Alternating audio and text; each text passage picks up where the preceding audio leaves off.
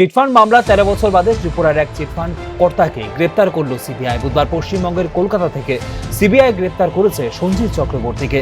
সঞ্জীব চক্রবর্তী 2013 সালে ত্রিপুরা পুলিশের একটি চিটফান্ড মামলায় মুখ্য অভিযুক্ত। পরবর্তীকালে 2024 সালে তার বিরুদ্ধে চিটফান্ড সংক্রান্ত আরও একটি মামলা হয়েছিল। তার বিরুদ্ধে অভিযোগ, তিনি MS নেগোশিয়েটস প্রাইভেট লিমিটেড নামক একটি চিটফান্ড সংস্থা খুলে ত্রিপুরার মানুষের কাছ থেকে বহু কোটি টাকা প্রতারণা করেছেন।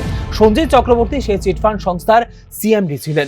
তার বিরুদ্ধে 2013 সালে প্রথম 7.70 কোটি টাকা প্রতারণার মামলা হয়। ত্রিপুরা পুলিশ সেই মামলার তদন্ত শুরু করলেও 2023 সালে ত্রিপুরা সরকারের আবেদনে সেন্ট্রাল ব্যুরো অফ ইনভেস্টিগেশন তথা সিবিআই মামলার তদন্তভার গ্রহণ করে। পরবর্তীকালে 2023 সালে তার বিরুদ্ধে 27.13 লক্ষ টাকা প্রতারণার মামলা হয়। পরপর দুটি মামলায় তার বিরুদ্ধে আদালতে চার্জশিট দাখিল করা হয়েছিল। 2013 সালে মামলা হওয়ার পর থেকে সঞ্জীব চক্রবর্তী পলাতক ছিলেন। অবশেষে মোবাইল ট্র্যাকিং সহ উন্নত প্রযুক্তি ব্যবহার করে সিবিআই বুধবার রাতে তাকে কলকাতা থেকে গ্রেপ্তার করেছে।